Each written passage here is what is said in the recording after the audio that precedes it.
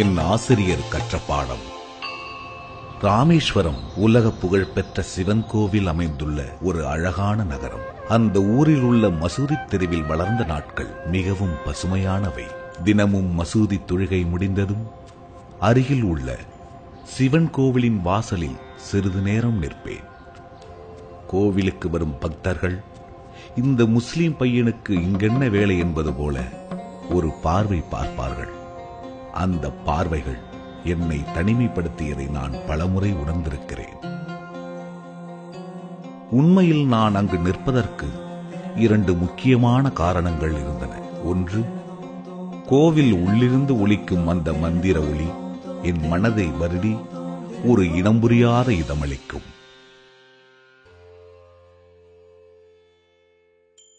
அடுத்து, என் உயிர் தோழனான ராமானந்த சாஸ்திரி, அந்த கோவிலின் தலைமை பூசாரியின் மகன்.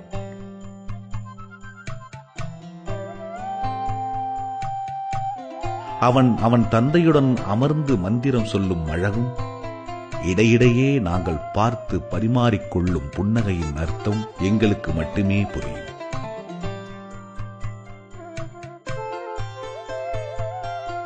உள்ளூர் பள்ளியில் நாங்கள் இருவரும் ஒரே வகுப்பில் படித்தோம். உயிருக்குயிரான நண்பர்களாக வளர்ந்தோம். ஒரே வரிசை, ஒரே இருக்கை என இணை பிரியாமல் இருந்தோம்.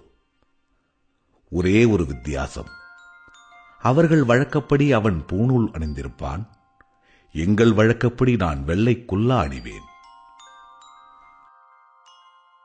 நாங்கள் 5ஆம் வகுப்பு படிக்கும்போது ஒரு சம்பவம் நிகழ்ந்தது.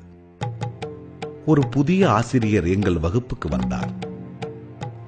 அவர் கையில் பிரம்பை தட்டிக்கொண்டு எங்கள் வகுப்பறையை சுற்றி வந்த விதம் அவர் ஒரு கண்டிப்பானவர் என்பதை உணர்த்தியது.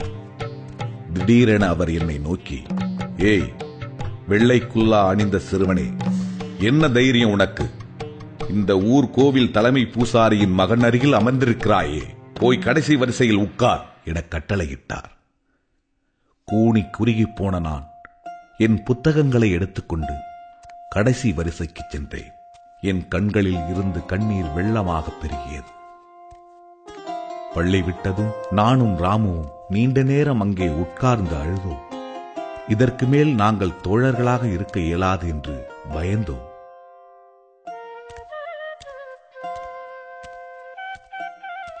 வீடு திரும்பிய என்னை கண்ட என் தந்தை, "ஏன் உன் கண்கள் சிவந்திருக்கின்றன?"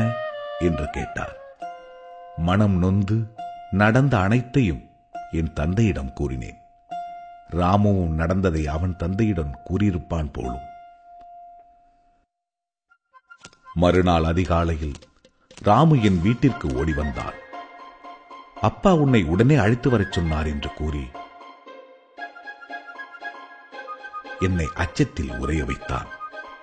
மேலும் என்னென்ன காத்திருக்கிறதோ என்று பயந்து கொண்டே நான் ராமுவை பின்தொடர்ந்தேன். அங்கு ராமுவின் வீட்டில் எங்கள் ஆசிரியரை பார்த்ததும் என் மூச்சே நின்றுவிட்டது. என்ன ஆச்சரியம்!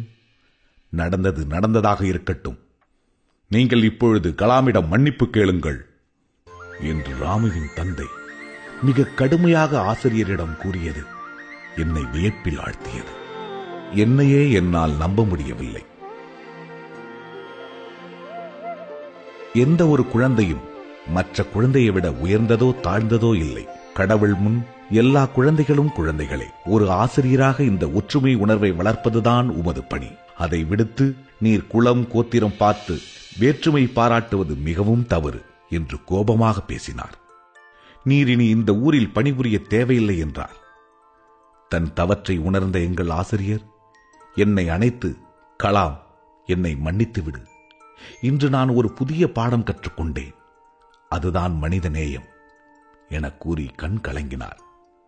ஆசிரியர் தன் தவறை உணர்ந்ததால் சமாதானமடைந்த ராமுவின் தந்தை ஆசிரியரை மன்னித்து பள்ளியில் தொடர்ந்து பணியாற்ற அனுமதியும் தந்தார்.